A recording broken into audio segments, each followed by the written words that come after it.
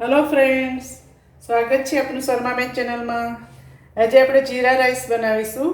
જીરા rice બનાવવા માટે મેં એક વાટકી બાસમતી ચોખા લીધા છે, એક ચમચી જીરું, મીઠું સ્વાદ અનુસાર, કોથમીર, 2 ચમચી ઘી, 2 ઇલાયચી, તજ, મરી અને 2 લવિંગ અને અડધો લીંબુનો રસ અને એક વાટકીની સામે 2 વાટકી પાણી લીધું છે. અને ચોખા મેં 30 મિનિટ પહેલાં ધોઈને 3 થી 4 વાર ધોઈને પાણીમાં રાખ્યા હતા, તો હમણાં જ મેં કાઢ્યા છે. તો આટલા એક વાટકી લીધા હતા. તો તમે જોઈ શકો છો કલર પણ ચેન્જ થઈ ગયો છે અને ક્વોન્ટિટી પણ વધી ગઈ છે. અને આ ચોખા ચડતા વાર પણ નહીં લાગે, 10 મિનિટમાં થઈ જશે. હવે આપણે સ્ટાર્ટ કરીશું. હવે ગેસ ચાલુ કરીશું.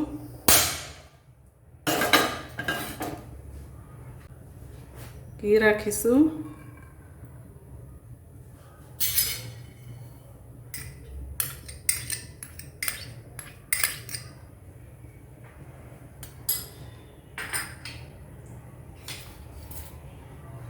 ઘી થોડુંક ગરમ થાય એટલે તજ લઈને નાખી દેવાનું, વધારે ગરમ નથી કરવાનું, નહીંતર ટેસ્ટ બદલાઈ જશે. જીરું નાખીશું.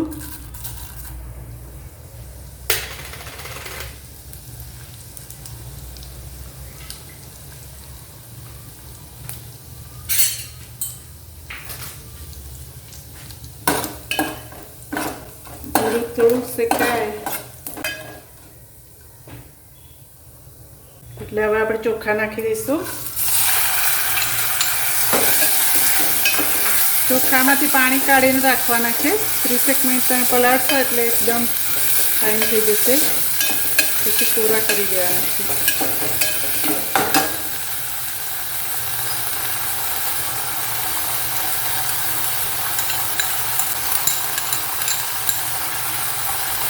કાપીશું.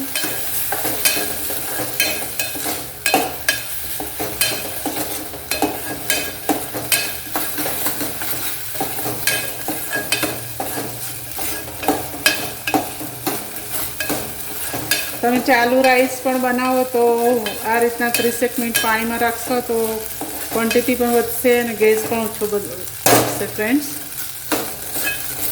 5 મિનિટ આજમાં શેકવાના છે.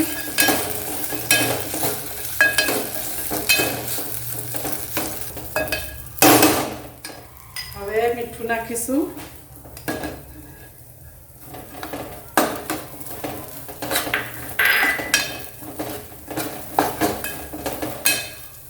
અને પાણી નાખી દઈશું. જે તમે માપ લો એનાથી ડબલ લેવાનું છે. જો તમે ઉતાવળ હોય અને કુકરમાં બનાવો તો 1 વાટકી સામે 1.5 વાટકી જેટલું લેજો ફ્રેન્ડ્સ. અને કુકરમાં બનાવો તો થઈ જાય પછી તમે કુકરની સીટી વાગવા નથી દેવાની. એવું લાગે કે હવે કુકરની સીટી વાગવાની ચાલુ થઈ એટલે ગેસ બંધ કરવાનું છે.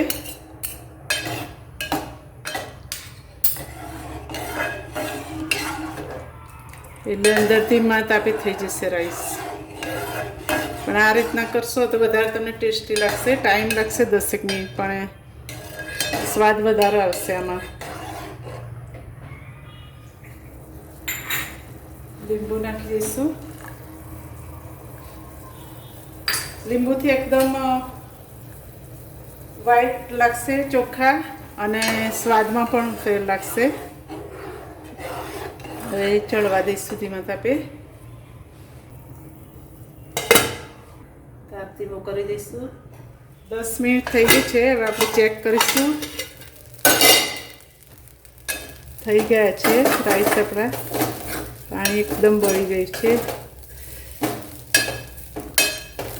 જો એક દાણો આમ છૂટો પડશે.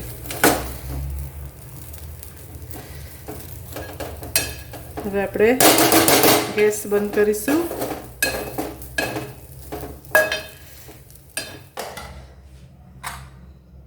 જો એકદમ છૂટા છૂટા તમે આ રીતના બનાવશો ને તો એકદમ મીઠા લાગશે અને ખાવામાં પણ મજા આવશે.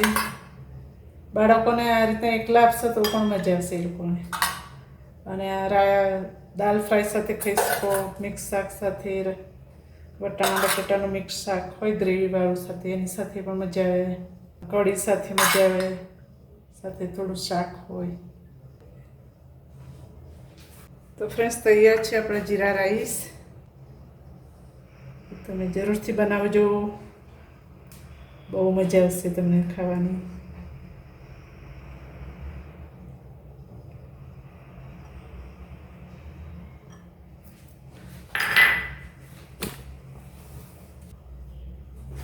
તૈયાર છે આપણા જીરા રાઈસ. તો તમે જરૂરથી બનાવજો, અને મારી રેસીપી સારી લાગી હોય તો ચેનલ સબસ્ક્રાઈબ કરજો, લાઈક કરજો અને શેર કરજો.